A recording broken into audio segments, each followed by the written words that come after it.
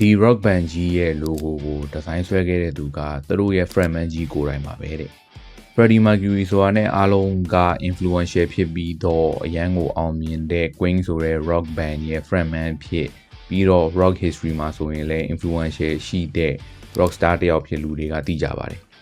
ဒါပေမဲ့တော်တော်များများမသိကြသေးတဲ့အချက်ကသူက graphic design နဲ့ကျောင်းပြီးခဲ့တာပါFreddie က1969ခုနှစ်မှာ London မှာရှိတဲ့ Ealing Technical College and School of Art ကနေပြီးတော့ Diploma နဲ့ကျောင်းပြီးခဲ့တာပါ။သူက Diploma in Graphic Art and Design နဲ့ပြီးခဲ့တာပေါ့နော်။အခုလိုမျိုးသူ့ရဲ့ band အတွက်သူကိုယ်တိုင်စိတ်တိုင်းကျ logo ကိုဖန်တီးခဲ့တယ်ဆိုတဲ့အကြောင်းက2018ခုနှစ်တုန်းကထွက်ခဲ့တဲ့ Bohemian Rhapsody ရုပ်ရှင်ထဲမှာလည်းတစ်စိတ်တစ်ပိုင်းပါဝင်ခဲ့ပါတယ်။ logo ရဲ့ဒီဇိုင်းအကြောင်းကိုပြောရမယ်ဆိုရင်တော့ band member ၄ယောက်စလုံးရဲ့ zodiac sign တွေတဲက creation တွေကိုထည့်ထားတာပါ